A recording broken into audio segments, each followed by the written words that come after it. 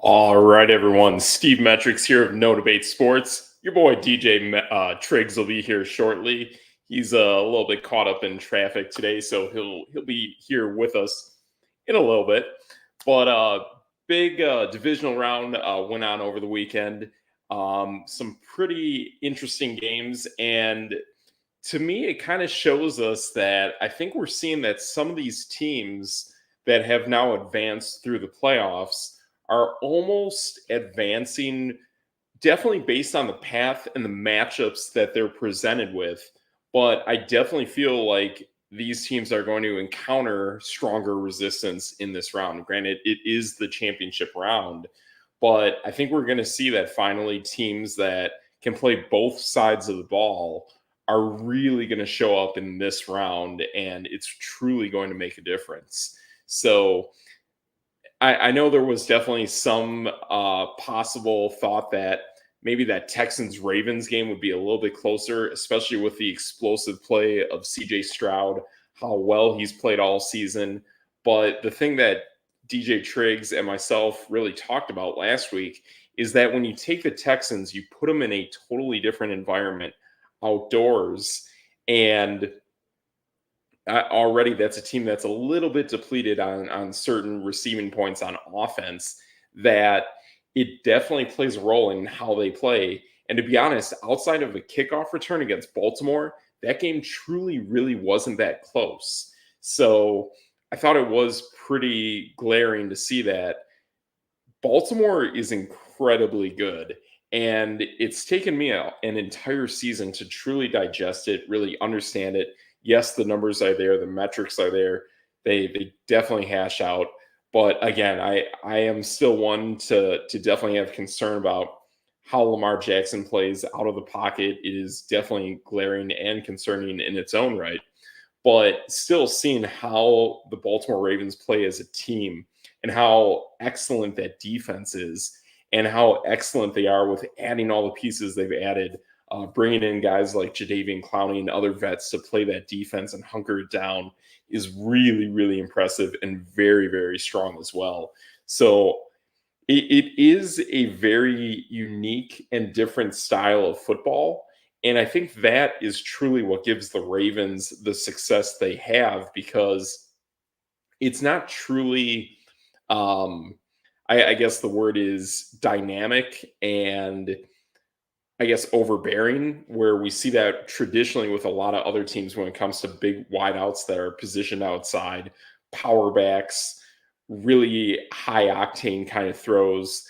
And even Lamar Jackson in the past looked like a crazier runner than he is now, which is more calculated, cunning, and breaking down a defense when it truly breaks down to take off. That's the intelligence and the brilliance of what Lamar Jackson plays with now to preserve himself and ensure that he can keep playing and keep growing in the future. And to me, I still feel like there is definitely still a lot more room for growth for Lamar Jackson. And still to this day, I still feel every year that you watch him play, he truly does get better and better and better. But it's different. It is a very different style of football that is it is something I really haven't seen before. It's a very unique style of run blocking. It has pretty much no size on offensive targets except for your tight end, which they've been dominant on both their tight ends. They lose one, they have the other. They lose Andrews, they have Likely. If something were to happen to Likely, which has happened in the past, you have Mark Andrews there.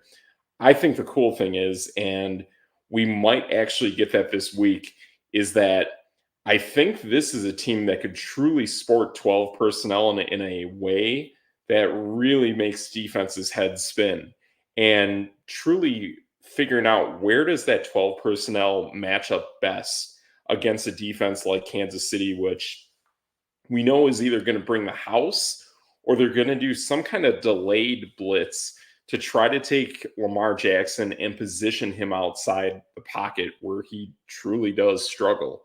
So that is going to be a very unique and very interesting kind of style to see what happens with that Steve Spagnuolo led defense, which To be honest, I was actually watching a show on Fox this afternoon, and they pointed out there truly is very little difference between the Ravens defense and the Chiefs defense.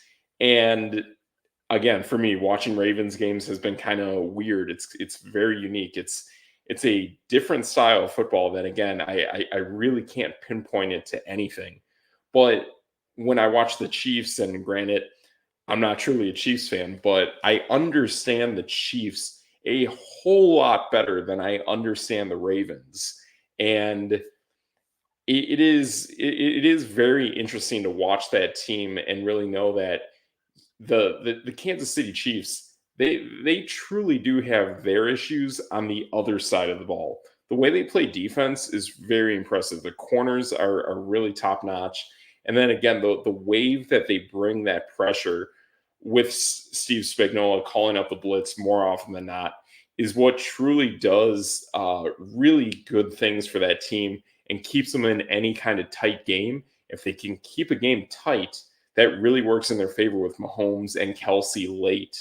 So that's the thing that I'm encouraged to see there.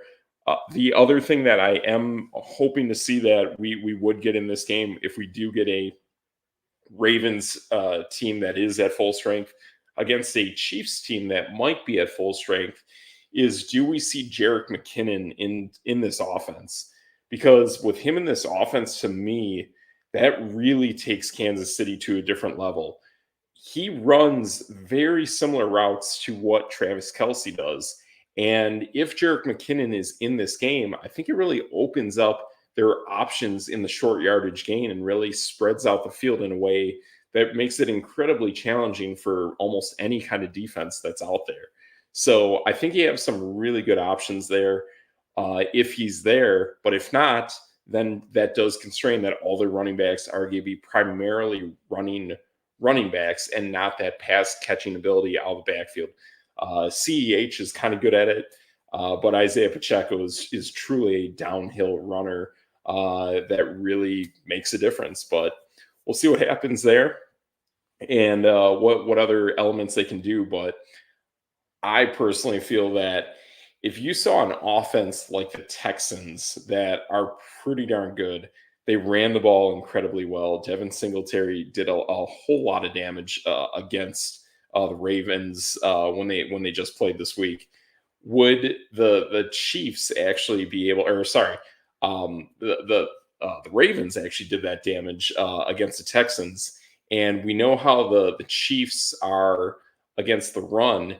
I am concerned, are the Ravens actually just going to run it down Kansas City? And if the Ravens get ahead, they're going to just do that relentlessly. And there's really no way to stop them between Justice Hill, Dalvin Cook, and Gus Edwards. They're really loaded at running back. They're really going to put fresh legs out there. They're going to just rely on the depth of that offensive line and how consistent that offensive line is for the Ravens. That I think that is what's going to truly make the Chiefs really struggle there. Because, to be honest, watching a lot of Chiefs games up until, to be honest, this past weekend in their game against the Bills, which the Bills have been kind of a shaky defense.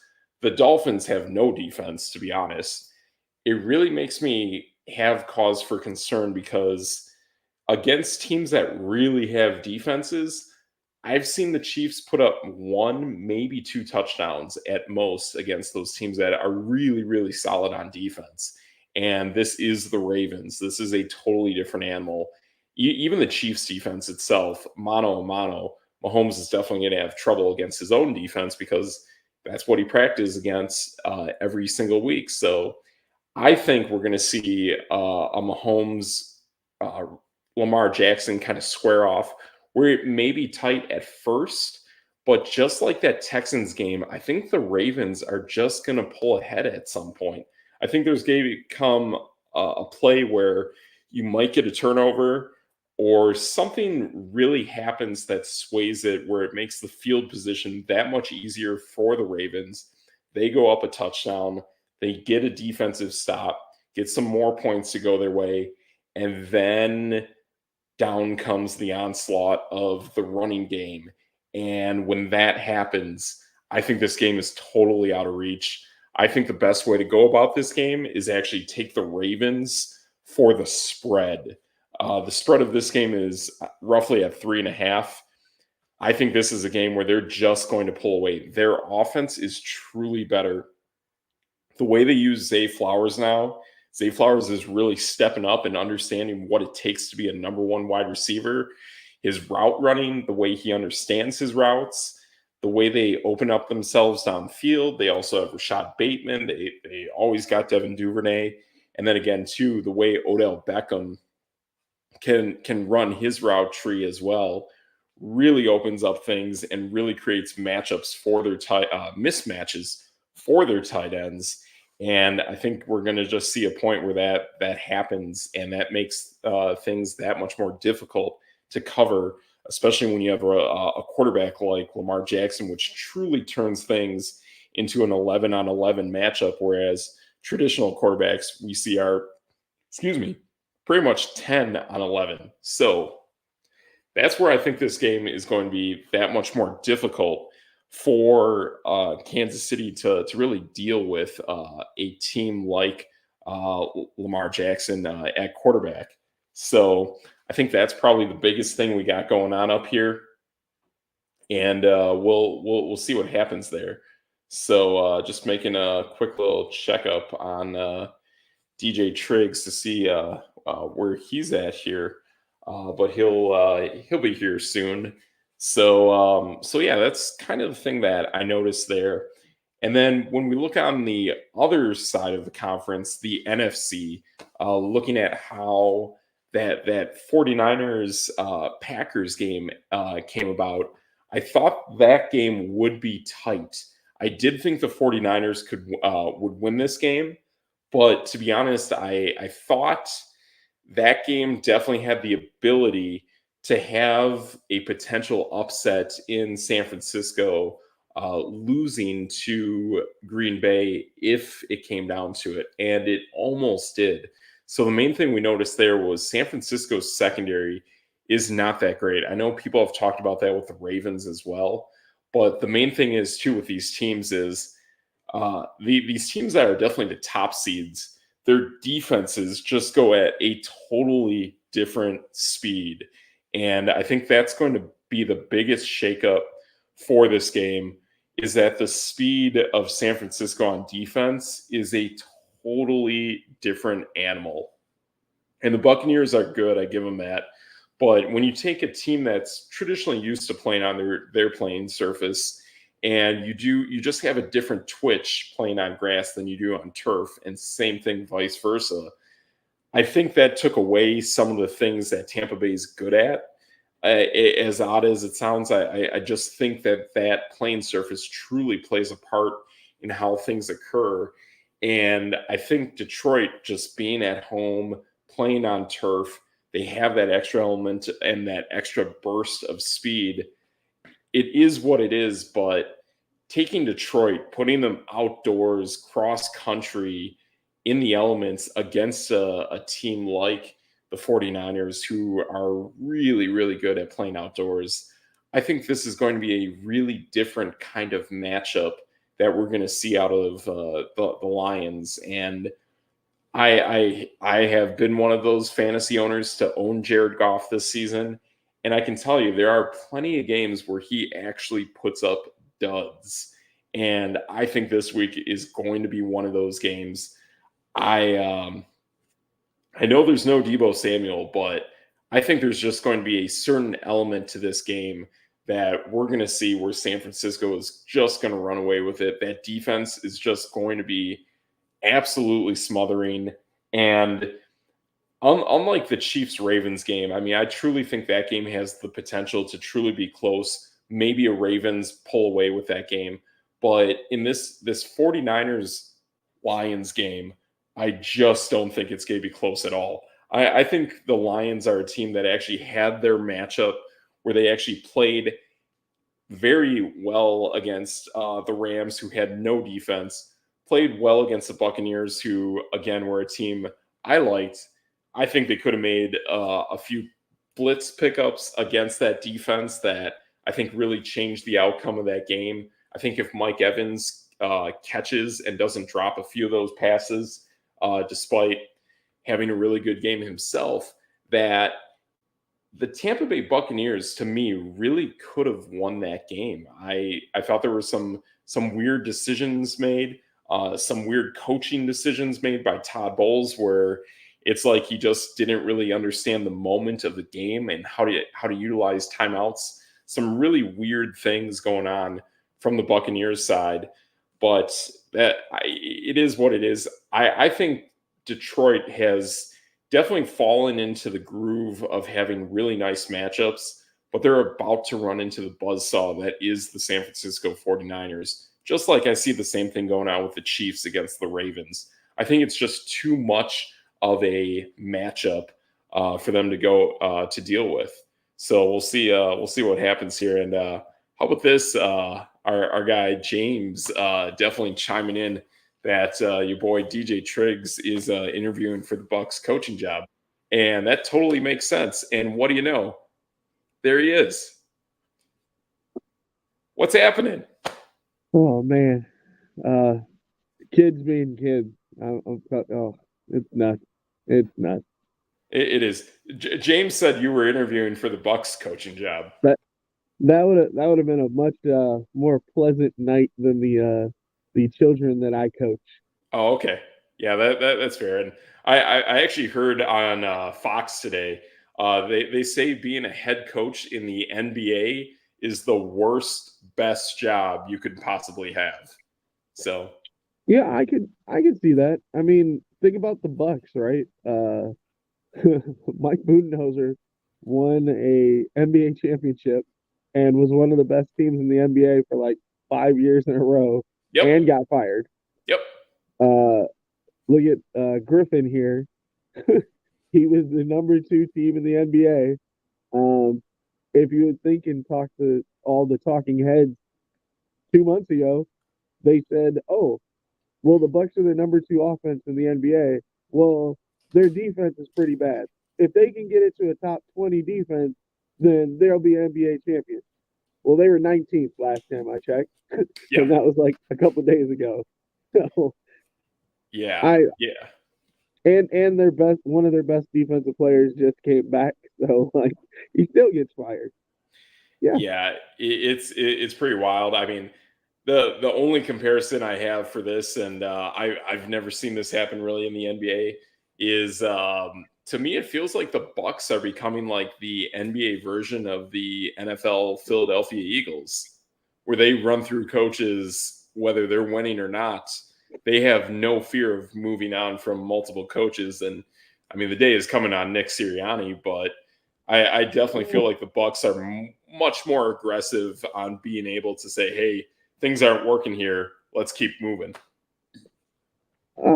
I mean, maybe from the outside looking in, but I mean, it's just kind of the NBA. Like that Fox quote or thought process is actually true. I mean, Monty Williams was with the Suns in the NBA Finals, lost to the Bucks, and he was fired. So, Yeah, yeah, and then think about it, like Eric Spoelstra has been with the Miami Heat since LeBron and D Wade were there, and he just got like one of the biggest contracts ever. Like, so I don't understand how coaching works. Doc Rivers gets fired when he was good. Executive for the Golden State Warriors, Bob Myers, he got fired, even though like he right. won what 3, 4 championships or something like you can just get fired for no reason. So I have no idea anymore. Yeah, it's definitely a, very personality-driven industry, and if you have certain players who are not seen eye to eye, who are higher profiler players with the coaches, I think that can definitely play a role as well. I'm not exactly sure what's going on, but in the moment that it happened, the no one really knew much of anything. But the thing I was hearing was some kind of personality conflict with who I don't know. But I still feel that this definitely all stems from the fact that the Bucks cannot play defense to save themselves. But like it's so crazy. Like nobody plays defense in the NBA. And the Right. Bucks are the number 2 offense behind Indiana, Okay. and they're the number 2 team in the East, and I think they're like 3rd or 4th overall. And Sure. like when all these talking heads were complaining about their defense, it's like, but they have one of the best point differentials in the NBA by a large margin. Sure. So even if they're not playing defense, they're beating people left and right by a lot. Right. And I thought I heard too, like Milwaukee has just won like 4 of the last 5. I think the one loss is Indiana. Yeah, yeah. Like So I'm just like this entire season they've been talking about going for his head, and I'm like, but you're winning, and right. you're winning the right way. And Giannis is averaging 30 plus. Dave Lillard's averaging 25. Middleton hasn't even like played a back to back yet. Yeah. So what is wrong? And then Jay Crowder goes down, and he was a big time defender. Malik Beasley is the best 3-point shooter in the NBA. Like, what's wrong? I don't know. I don't know why you would fire a guy. Like, didn't seem like anything Yeah. was wrong to me. So I know the main the big name that's getting thrown around who has popped up interest is Doc Rivers, Yeah, and he definitely has Milwaukee ties to Marquette. So there's got to be some kind of play to try to bring him in, and I think that's fair. I mean, I think it's a good way to go. I think he would definitely fit the culture. He would fit the city incredibly well, and as long as he can make it work and not go up 3-1 in a series and lose, I think we're okay. see, but that's the thing. Like I I don't understand like how coaching works or coaching hires work. Because when's the last time Doc Rivers has ever won anything? Like Ray Allen, Kevin Garnett, and Paul Pierce Paul Pierce. and Rajon Rondo. And Like, yeah, Rajon Rondo. like, Exactly. Yeah. So that was a power 4 yeah. team back then. And Kendrick Perkins, big Yep. head on ESPN was the number 5. So like Yep. like he had an all-star team. And Sam Cassell was coming off the bench. So Oh. yeah. Jeez. And it's like, okay, well, what did he do in Philly? Nothing. Nothing. What did he do with the Clippers? Nothing. Nothing. But like in my eyes, yeah, he did fairly well in both places. Yeah, he didn't win a championship, but Right. in this new championship hungry phase of the world, like you're basically a nobody unless you win a championship. True. It is definitely that. There is definitely a level of pedigree with Doc Rivers, which when you hear that guy's name, you know he's instantly up there with some of the top coaches that are out there. That guy's in the playoffs almost year after year after year. It doesn't go well, but he is in the mix every single season. So I do like it. And especially for a team that's trying to more utilize on defense, if he's one of those more defensive minded head coaches, I think that's exactly what Milwaukee needs right now. But so was Griffin. Griffin was supposed to be a defensive minded head coach. Oh, I mean, but at the same time, like I don't when you have a point guard who doesn't play defense, like let's be honest with Dame. Dame yeah. doesn't play defense. Nope. Beasley, yeah, he's okay. He's not like bad, but he's not good either. Right. Middleton he's okay. Giannis is a good like help side defender. Brooke Yep. Lopez is a good help side defender. Yep. Bobby Portis does not play defense. Nope. Pat Connaughton doesn't play defense. Like, well, what do you expect? Like, Right. I don't. 19 sounded pretty good to me. Like, I don't get it. And then you have Budenholzer who played like great defense, but he was horrible at 3-point defense. Right. Which is like, I'm okay with that. Yeah, exactly. That's bread and butter for like every single NFL or NBA team right now is to put up the 3, shoot it, make it. That's how your offenses operate nowadays. So there's no way to stop 3-pointers. Like when guys are running down on fast breaks, launching 3, there's nothing you can do about that. no, you just can't. hope he misses. Yep. So yeah, it's definitely bizarre. I did not see that this would actually be one of those times in the NBA season where you see the team that's second place in their conference terminate a head coach. I think for something like that to happen, it's a clear sign that Doc Rivers is going to show up. And Yeah. that's always been my theory with certain hires in the NFL as well. If you see a certain coach all of a sudden getting fired, well, more than likely there's someone else on the way. Yeah. So we haven't seen that yet exactly in the NFL at this point in the offseason, but it traditionally happens. And I think right now in the NBA, we're probably a week away before Doc Rivers shows up on a court for It might the Milwaukee Bucks. it might be sooner. Like I haven't looked at the schedule, but there might be a gap where like, you don't want to put an interim coach in there and be like, "Hey, we're a championship team. Here you go." Like they have Right. somebody in the can, like ready to launch. Yeah, totally. Totally. So yeah, it's got to be something like that. The guy who is the interim head coach, he sounds familiar. I forgot his name. He's got glasses, kind of spiky hair. Is it I swear I've is seen him it Joe somewhere. Prunty? Is it Yes. Joe? Oh my gosh, he was the interim coach before. Oh, he was. Yeah. So back when Budenholzer got canned, he was the coach. Oh, I can't remember if it was Bud or if it was before that. It might have been Oh Jay wow. Kidd. Oh yeah, you're right. Yeah. So after Jason Kidd, before Budenholzer. Hmm. And actually, you know what? That kind of sounds right because I do want to say when Budenholzer was there, I actually liked this guy before him. So yeah, I I mean, mean, it's gonna I be short didn't lived, but whatever. I didn't dislike Jay Kidd, so I, Neither did I. like I don't get it. And I drove him twice. Nice, That's no debate. nice. Yeah. I So mean, yeah, it was cool. he was one of my favorite players growing up. So like I molded a lot of my basketball game after Jason Kidd. Yeah, yeah, it was awesome the way he ran the court, the way he would kind of have that quarterback point guard, Chris Paul mentality, kind of him and Steve Nash have that similar style to them. So I like it. I really like the way they played. So pretty cool stuff there. But yeah, I was kind of bummed out to see him get fired with the Bucks. I thought he was definitely on track to building something really special, but the Bucks championship roster was truly at its infancy back then. Not even sure if even Chris Middleton was part of the team back then. So it is what Uh, it is. I mean, I think he was like right after. Can't Yeah, remember because he was in the Brandon Jennings trade. No, so he might have been before, right?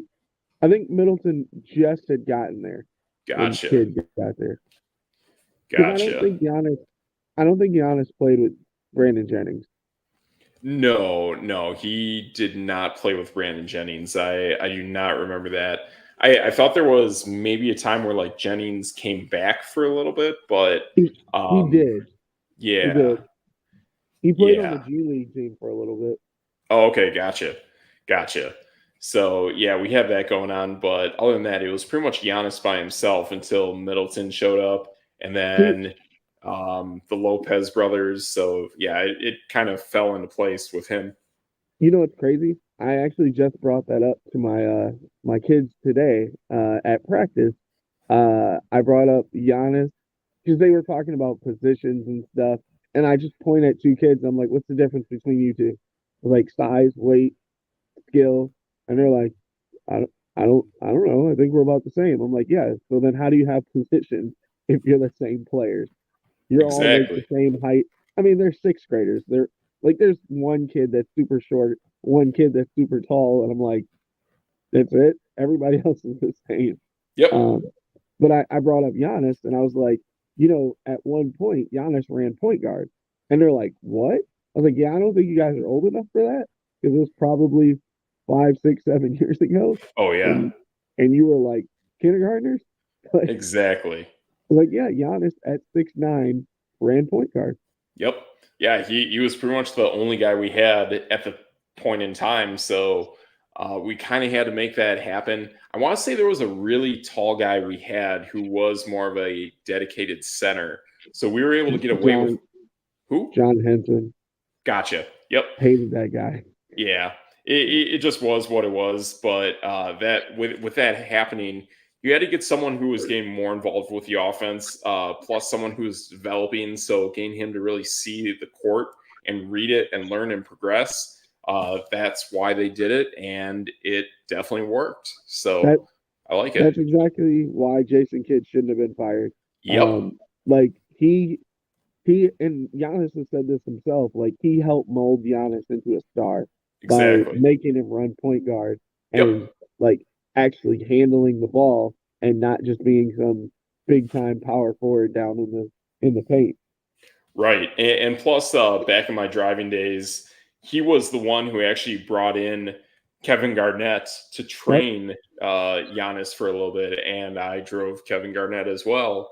And it was pretty interesting to see that progression and kind of seeing how two ex NBA pros really helped develop a young up and rising superstar in Giannis. So I didn't like the move. I didn't like moving off of two established players to a coach who did really well with Atlanta, but I don't know. There were some really weird Budenholzer things going on, but to be honest, I think the Bucks staff really benefited from the assistance they had when they really went on that championship run. So that's my takeaway. The one thing I did like about Coach Bud is like he came from another like rugged team. Because remember that Atlanta Hawks team had 4 All-Star starters. Yeah, it I did. mean, Cal Korver probably shouldn't have been in the All-Star game, but Right. like he or Jeff Teague, but Yeah. like with Al Horford and Paul Millsap and Joe Johnson and like that team was just a bunch of like Ragtag. rugged, just about like all-star level guys, but not quite.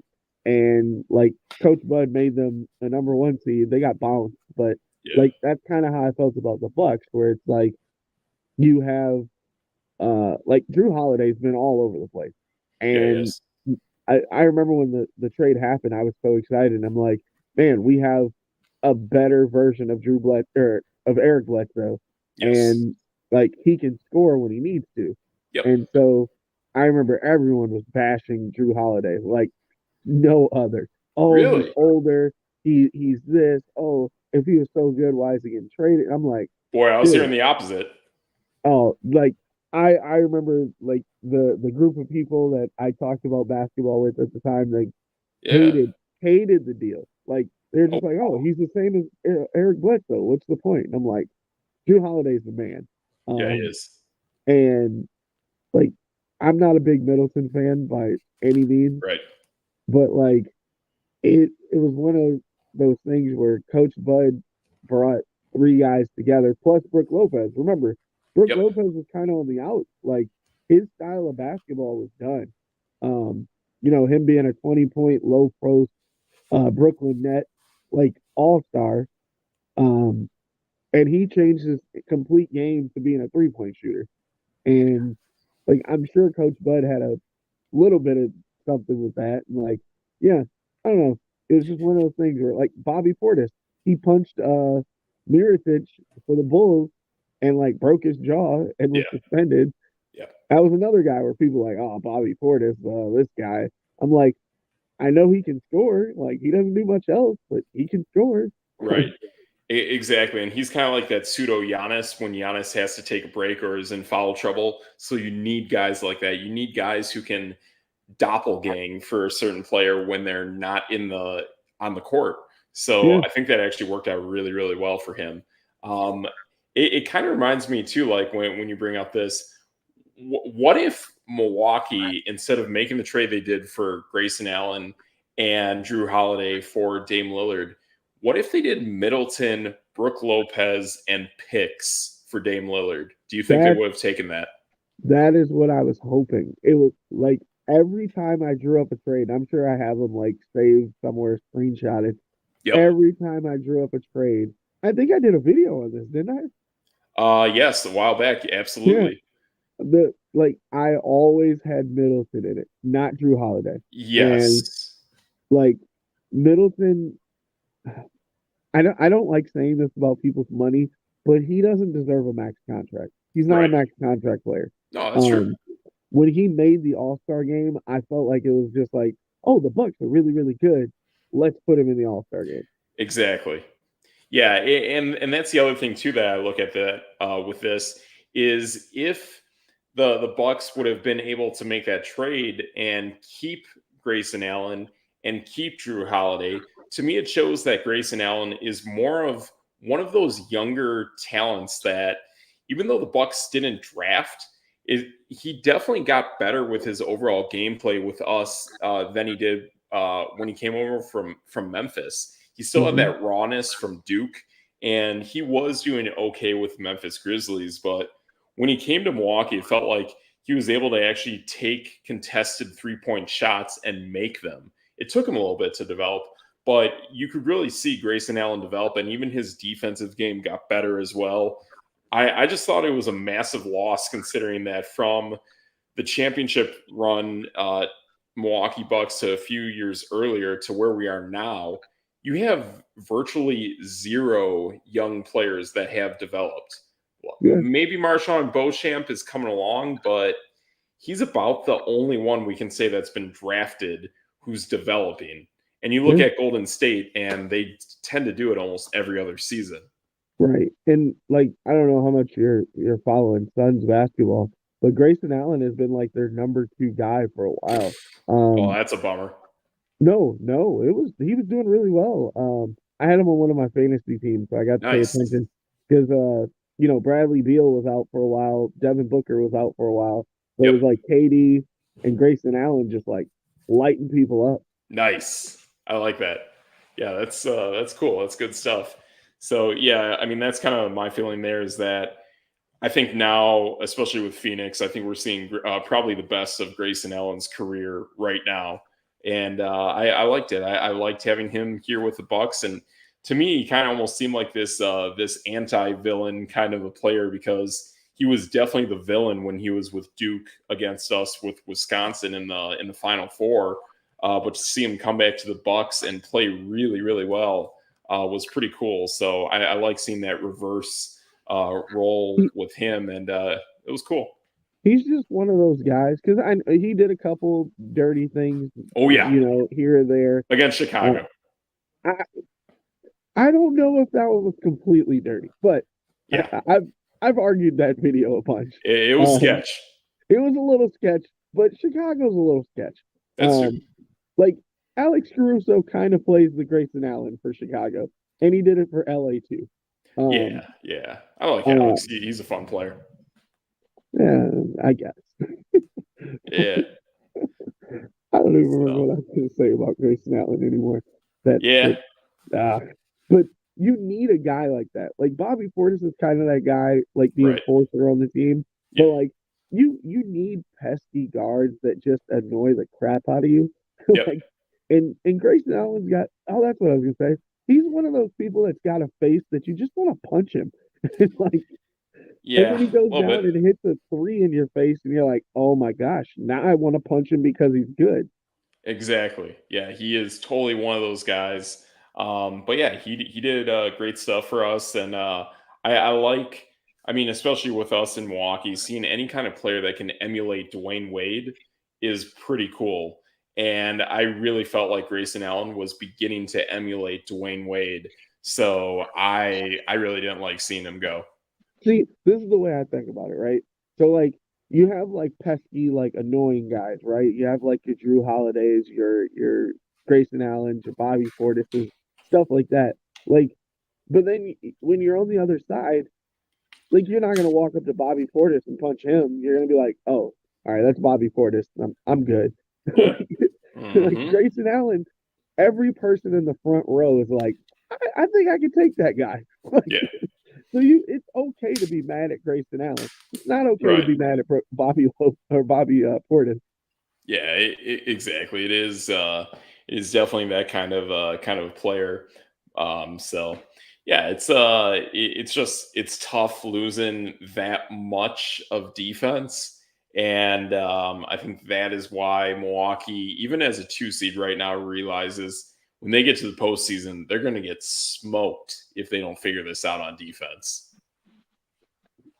See, I'm kind of like, I don't know, because I know everyone talks about Boston and how scary they are, but like we match They up are. pretty well with Boston.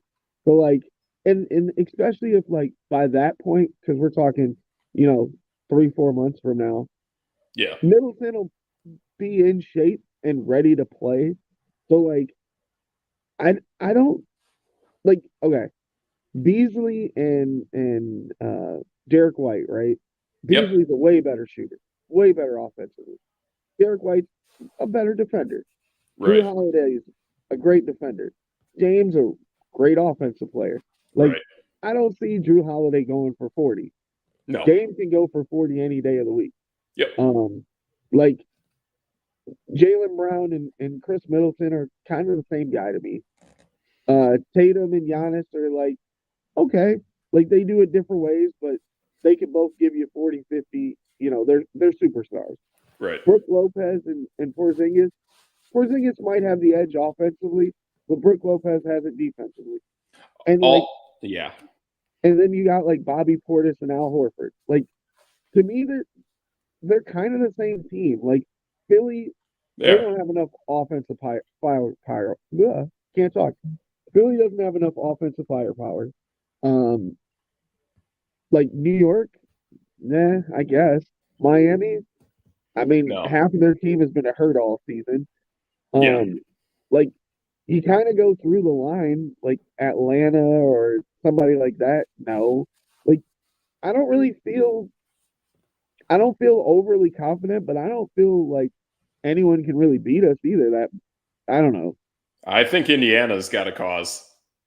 Yeah, I think Maybe plus Indiana adding Pascal I Siakam I that think changes that things. I think that hurts them, to be honest. Like Oh. he's he's really solid, but like they gave up a lot. Like Bruce Brown is a lockdown defender. Oh I mean, yeah. he did Yeah, it he's good. for Denver, and Yep. like they gave a bunch of picks away and stuff like that. But like this past, like now the shots that Bruce Brown wasn't shooting a lot. He's Right. not an offensive guy, but he Right. gives you his points here and there. Well, who is Pascal going to take those touches from? Benedict Mathurin, Buddy Hield, Miles Right. Turner, True. like That's true actually. Indiana was so good because uh, Tyrese could make a pass to anyone, and you didn't know where it was going. Well, Right. now what happens when Pascal doesn't get the ball? He's coming Exactly. from a team where he's the number one guy. He Now is. he's what two B? I don't know. Right. So now really what you're doing there is you're bringing in an element to change that offense in a very dynamic way, and you really don't know what that's going to look like, and it's going to take time to understand and learn and develop. So yeah, that's a great point you bring up there with Pascal Siakam. I mean, I see it a little bit in the NFL, but in the NBA it's totally like hyper focused because you have 5 players compared to 11, so it's different. And I mean, look at the time it took for Dame and Giannis. I mean, they're the number two offense now, but it took a while. It took time. And then Yep. you still have to plug and play Middleton here and there. Like That's going to take time. Indiana hasn't won a game since Pascal got moved over. So Oof. I don't know. Yeah. So it's going to play its role, and that's the thing too. Like Bruce Brown's defense is pretty impressive. So and to be honest, he was one of those players that I really liked on Denver when I watched their games in the postseason. So yeah, you got to have a guy like that. You really do, and that's the thing now is it's all checks and balances when it comes to the NBA and offense. And having Pascal take more opportunity and taken away from those other guys that you really need them to have the ball, that's going to be different. Yeah, and then on top of that, like he made it known before getting traded to certain places that he wasn't signing the extension. Well, then like this trade happened out of nowhere, Right. and it was like, oh yeah, he's gonna sign with Indiana. Well, how long does that wear and tear on your team? Because if he doesn't sign it right away, now you got guys going, well, this guy's not even going to be here next year. Yep. And most of those guys on that team are signed long term. Yeah, they are. Yeah, that's a great point you make there, and then that can definitely unravel within that roster, within that locker room. So that will definitely have negative effects there as well. So yeah, it is what it is. And hey there, Triggs. Looks like you got a shout out about your background. Oh yeah, hey, it's tuxedo mask and Sailor Moon. Nice. There you go, man. There you go. Always got to shout out to your backgrounds, man. So good stuff, man. I'm in a different spot in my basement. Oh, this So isn't the basement? it is, but it's a Oh, okay. different side. So there might not be a game of the day today. Well, there Uh-oh. could be. Wait a minute. Oh, Possibly. okay. I might. I don't know what's happening over here. Okay. Okay. But the good thing is like you're not in like the witness protection bunker that the fallout shelter you were in last week, right? I might be. I Oh, might okay. be. I have no idea where I am. Oh, okay. Okay. That's fair. That's fair. There are people everywhere. Oh, okay. Looks like a pink shelf, middle drawer for the games. Okay. Oh, all right. We do have a game of the day. Hey, there we go. That's no debate. So, how about that? That's how you do it, man. So, good stuff there. Good stuff. But yeah, you know what? I say we throw it back to some NFL quick Oh, before we roll out your game in that middle drawer you got there. So I was talking about it earlier. I was kind of talking about some of the paths that some of these teams have, and bringing up kind of like your theory with Detroit, how they're kind of that soft paper tiger schedule that they had, kind of like Miami, kind of like Dallas. And I feel like, in a way, even though I think they're a much better team than people give them credit for, I think the Kansas City Chiefs are going to run into that with Baltimore. And I absolutely think Detroit's going to run into that even worse with San Francisco this week. I mean, they were my Super Bowl pick from the beginning, so I'm not gonna move away from it now. Not now. Baltimore, San Francisco. Yeah, Uh, exactly. And it had that weird feeling from like that week in the regular season when they played against each other that, yeah, that rematch is coming. And I do feel that rematch is going to hit. I just feel like when you put Detroit outdoors, here's the other thing too. And I've noticed this from fantasy and now into the regular season or into the postseason. Detroit has played 7 straight games indoors. Now they have to go wow. cross. They have to go cross continent, not just country, but basically continent, to go off to California, play the 49ers, play them outdoors, play them in weird weather that is very unique to that part of the country, and it's different. It's going to be outdoors, and I've seen Detroit put up duds, and especially when they're playing in conditions that they're not comfortable with. Even that game earlier in the season against Baltimore, they got torched. I don't even think they scored a point. Yeah. Uh, I was trying to do my best to filibuster with my political talk there of Okay. so that we didn't have to talk about San Francisco, but yeah, yeah, that's I mean, that's what's going on, man. Like I think of any of the two games that can be just crazy blowouts. I think that game is just prone to be an absolute disaster for the Detroit Lions. I I mean really do. Baltimore basically just mashed The Houston. Texans in the So exact same style. yeah, They took an and indoor team, took them outdoors in the elements, and outside a kick return to the house, that game wasn't even close. yeah, that reminds me of another game that wasn't close until it was close. Uh, Yep, yep. yep. Just gonna we're gonna glaze over that for a second. But no, Baltimore, they just been. taking people to the deep end and drowning them away. Exactly. And I went back and watched that Texans Ravens game again today because obviously, like I've been pointing out here, to me, it's been a very weird team to watch and understand. Granted, they do great things on the defensive side and the point margin is there, but just seeing how they can almost like man, I want to feel like there's a boxing reference here of basically a fighter that's not like a Mike Tyson where it's just like one punch, boom, you're out.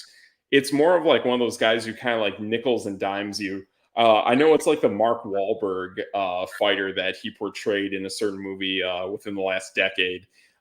He actually portrayed a fighter like that. I think that's what Baltimore does is they basically want to get ahead in a game and then just tick tack their way through the rest of the game with that run game.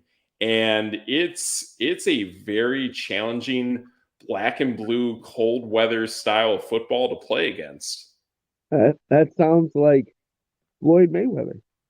Okay. Gotcha. Basically, Floyd Mayweather would win by points in every game Yes. because you could not touch him, but he would just nickel and dime you throughout the match, and then by the end of the 12 rounds, you're like, wait, he hit me 100 times, and I only hit him 30. Like, oh, Yes. this is crazy, and Yes. that's what Baltimore does.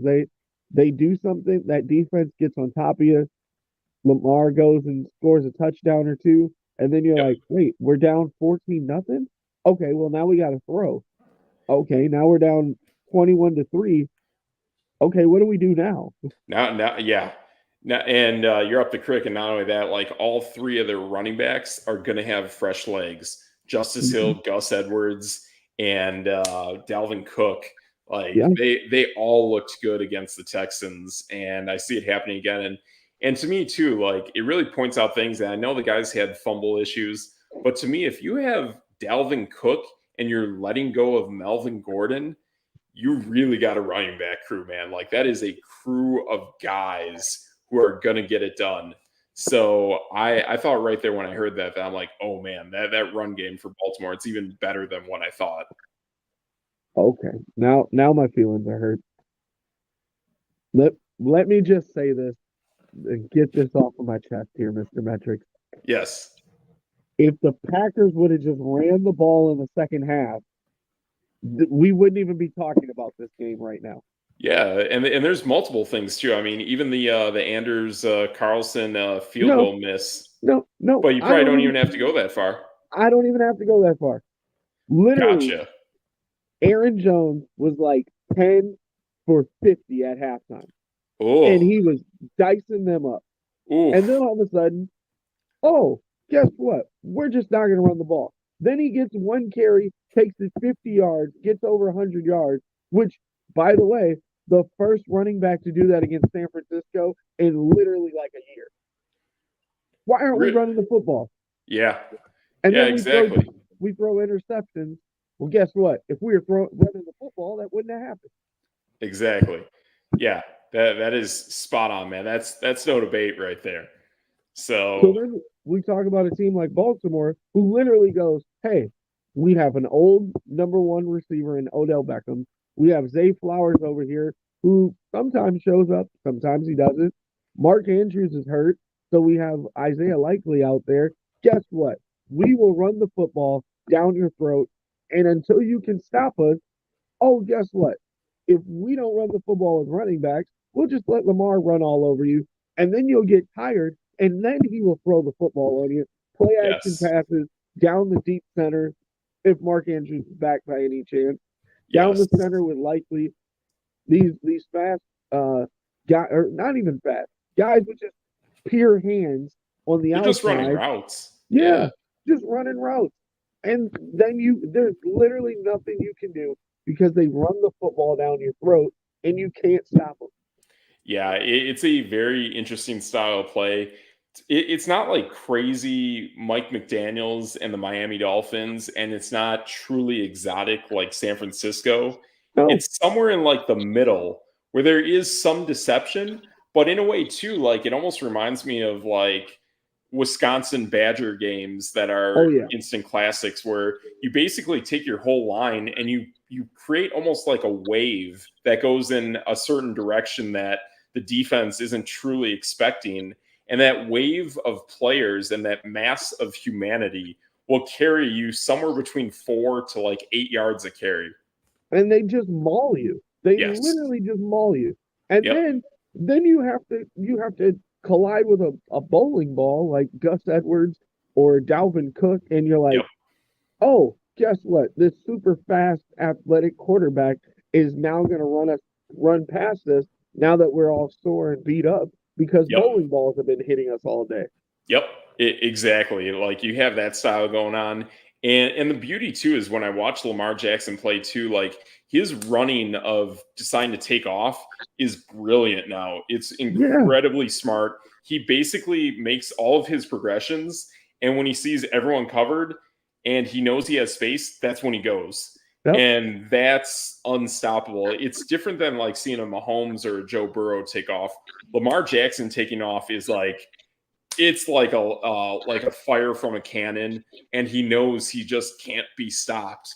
It's a different style from where Lamar Jackson was when he started to where he is now. And to me, it's really showing that this guy could have really, really prolonged longevity because it's a different level of intelligence with how you go about it. That's like a polar opposite to what we saw with Russell Wilson and Drew Brees. This is a totally different animal. And it's like make all your progressions and don't do a naked bootleg, but you're in the pocket and you have tons of space. Go. Yeah. Like he's not this is gonna sound really weird because I know he gets the comparison to Michael Vick. He's I don't. not a he's not a scramble quarterback. No, he's Michael not. Vick was like, I'm gonna just move and be shifty. And that's to be honest, that's why he got hurt too a Yes. lot. Yes. Because he was taking those hits because he was thinking, I'm gonna run. Right. Lamar Jackson is like, okay, I'm gonna throw it, but guess what? If you give me space, I'm taking off. Yes. Yeah. And that's the thing, too, is like when we've seen Lamar Jackson miss games, it's been more so from a concussion from a hit, it's been illness. It hasn't been really anything from taking a really nasty collision from running the football. That hasn't been him. Plus, Right. he's not really a guy that's good outside the pocket. Where traditionally scrambling kind of quarterbacks outside the pocket make things happen. He's like the first one I've ever seen that you get him outside the pocket, he totally breaks down. So it's very different with what he does, which is why he wants to make those great throws within the pocket, deep in the red zone. And if he makes all his progressions and he sees everyone covered, bam, he's gone. I heard this correctly, but like every one of his injuries were inside the pocket. Yep. Yep. Yeah, that's when I think of him getting hit or hurt, it's inside the pocket. Anytime he goes outside, he's trying to like kind of make a progression or he's trying to throw the ball out of bounds and it never works. So he really doesn't do anything deceptively at that point to really expose himself and take a hit. Yeah. I mean, that's why I picked him as the MVP, weeks ago. Yep. And like the guy, he's on a whole nother level. Yes. And Baltimore as a whole is just like Different. come see us. Which don't get me wrong, Patrick Mahomes like it definitely opened some eyes Yeah. because if his wide receivers catch the ball, MVS, not saying anyone specific, but MVS, if he Yes. catches the ball, Kansas City's tough. Yeah, they are. And they truly showed that against Buffalo. I thought that was a matchup they could win.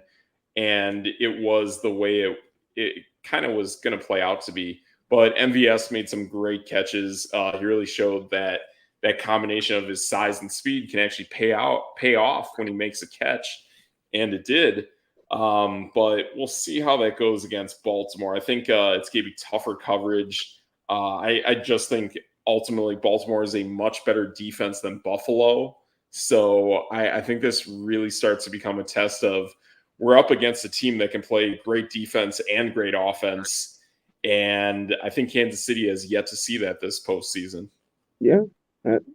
Baltimore is the best team in the NFL for a reason. Yeah, they are. They truly are. And I see that on the other side too. I mean, and that's a thing too. Like when we go back to Green Bay, I think Green Bay does better in seasons where they are a lower seed because honestly, I think playing at home for Green Bay doesn't go that well.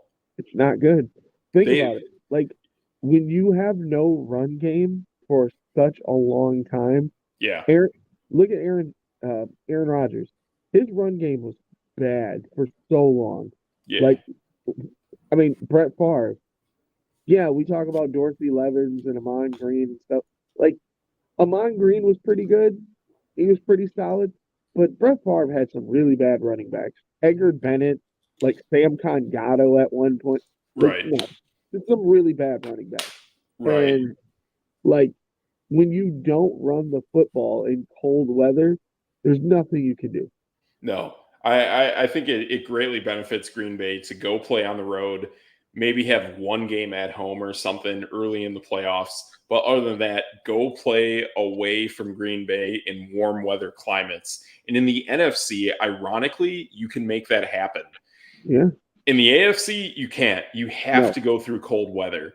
But in the NFC, the way the teams are formulated geographically, they somehow match up where later in the season, the warmer weather teams or somewhat milder weather teams shape up. I mean, we look at it with like San Francisco, Detroit, Tampa, Minnesota in a way, which is technically a warm weather environment because you're playing indoors. These teams are the teams where you're probably going to be playing your final game of the season before you play in the Super Bowl. So even Arizona has been kind of good as of late, Dallas as well. So it just kind of matches up where if you're in the NFC, you're probably playing either indoors or you're playing in a milder weather kind of climate, Yeah. which is totally different from the AFC, unless you're Green Bay. And that's where we've seen the upsets, whether it's been at Green Bay or with the New York Giants or something like the Seattle Seahawks kind of thing. Those teams that have to come to Green Bay, they tend to show up and are able to play in that bad weather because they have really good run games or they're a very balanced team. But Green Bay at Green Bay is just not working lately. Yeah. I mean, think about it. We beat the Lions up there, Dallas in their dome. Yep. Like we're a speed team. Yep. Speed I doesn't think really do much in the cold weather. right. And even though it didn't go well, I still thought the game did go pretty well for Green Bay to play at San Francisco, whereas San Francisco at Green Bay, I think, is almost always a mismatch and favors San Francisco. Yeah. I'm you, I mean, the old adage for me is AJ Dillon didn't play and our run game was amazing. Exactly. That's exactly what's going on. And I think that's a future of Green Bay. And to be honest, that's the thing that I'm noticing with a lot of these teams. Even if they don't win it all, I think a lot of these teams, they're all trending in the right direction. The Chiefs, the Ravens, the Lions, the Buccaneers, the Packers, the Cowboys, they're all trending in pretty much the right direction. The teams that we kind of aren't sure about are Miami and obviously Philadelphia going way, way south. But it is pretty cool to see that this year in the NFL playoffs, regardless of how you end up your final results, these teams are showing they're going in the right direction. Maybe Kansas City is not. We'll see what happens in their offseason moving forward. But for the most part, a lot of these teams who are just kind of ending their season right now, to be honest, their future and their progression going forward is definitely on a positive high note. I'm with you with everyone except Detroit. Yeah, I mean, like they have their work to go, but like they're pretty stout against the run. They definitely have been trying to figure out the secondary since even back a few years ago, drafting Jeff Okuda and dealing him to Philly. They have to figure that out, but the way that organization has totally flipped that franchise is pretty impressive. So I So definitely give Campbell a ton of credit for sure. you know how I feel about them, Miami, Dallas. I've been saying it all year. Like Yeah. Detroit, not only not beating like good teams, but they in the last two seasons they've been up near the top because Green Bay's been like their record's pretty mediocre. Yep. Chicago's really bad, and Minnesota's really bad. So it's like, yeah, there has to be someone at the top because everyone else is kind of like in a weird, like not rebuild, but like they're in the weird middle Yes. line kind of area. And Yeah. Minnesota could have been really good if Kirk Cousins didn't get hurt. Exactly. Minnesota could have definitely won this division. There is truly a path to victory, and there was a stretch where they were just absolutely unstoppable, even with Josh Dobbs. Yep. So it happens really for them losing Justin Jefferson. That truly played a role with how they kind of ended up and just kind of fizzled out. But I think there's definitely something to be said with that going on, and I think something too to pay attention to, and we definitely are going to work on this in the offseason. If Ben Johnson takes a head coaching job, and I heard he before last week's game or this past game against Tampa, he interviewed like three times in one day virtually. So he Wow. has three head coaching interviews that he's already done. He's got them lined up. And I'm pretty much guaranteeing that after this Detroit season, he is gone. That offense without Ben Johnson to me is going to take a step back, just like any other offense that loses a really good coordinator. I think Detroit takes a massive step back, and I think both Minnesota and Green Bay and even Chicago are going to have better offenses. And it would not shock me if Detroit fell really, really hard next season. Yeah, I think the NFC North could be the hardest division in football Yes. for a while. And I've been thinking that as well. I think the NFC North is really starting to shape up as a really good division moving forward. And I think they're taking the greatest climb where we got a lot of other divisions that are kind of treading water, possibly going down. But the NFC North is starting to become a really interesting division. But we'll see if Detroit doesn't take as big of a fall as what we could think could happen after losing Ben Johnson. If they're still up there, all four of those NFC North teams are going to make a run for the playoffs. I think. Yeah, except Chicago, just because I can't make myself say that.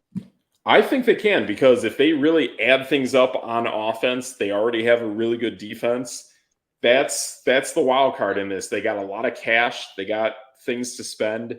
They're drafting better, and they're going to make some plays. I mean, the only thing that changes this is if they absolutely have their sights set on Caleb Williams, Cliff Kingsbury gets the OC job, then obviously they're taking Caleb Williams, and all that movement to say that they'll get Marvin Harrison, it's not happening. Oh, I didn't say it was logical. I just said I can't make myself say it. That's fair. That's fair. I got you. I got you. it it'd be like if you were forced to say like Denver or something like that was the best team in the old West there. Yeah, yeah, it's tough. I mean, it's kind of weird because like even though I don't like the Chiefs, I do enjoy seeing how they operate as a team and how their GM is making selective picks and how they're trying to balance the books to offset Mahomes' contract. It is a very interesting team to watch and see them operate, even though I don't think they're truly one of the best teams in the NFL. I think they're really good, but I still think that's a team that still has things they have to figure out. And again, too, I mean, if there's no Travis Kelsey there, man, like I think that really plays into that team quite a bit. So we'll see what happens this weekend, but I think that's possibly a game that could be really close towards the end, or it's a game where we're going to get like halfway and I think we're looking at like maybe an early third quarter is when like the wheels start to fall off the truck, and that's where the blowout begins to happen with the Ravens. Yeah, I I mean it's gonna be. to be one of those things where if the Ravens stop Patrick Mahomes twice in a row, it's probably over. Yeah, and I want to say too, like compared to the Chiefs and some of these other teams that we've seen, I don't think the Ravens blitz a lot. And that's Hmm. pretty much how you beat Mahomes is do not blitz him, man. Like he is one of the best against the blitz. His way to operate within the pocket, scramble, make plays happen, have receivers work their ways to get open. Mahomes is really good against the blitz. The more you almost anticipate a blitz and actually take those guys and drop them back into coverage, that's where he struggles. If you have at least one of those guys who can actually make a play on him and prevent him from taking off on one of those scrambles, that's good too. But man, you put guys in coverage against Mahomes, that's how you make him pay. Yeah, I I think we're in unison here of Baltimore, San Francisco. Yeah, we are. We definitely are. And I mean, the one thing that I noticed in the Bills Chiefs game too, before we get out of here, is I don't know if you noticed this, but man, to me, it just felt like Josh Allen has a much cleaner, faster release, whereas it feels like Mahomes takes a lot of time and needs things to happen. He needs his offensive line to generate that protection, whereas Josh Allen, I mean, he had no Gabe Davis this game.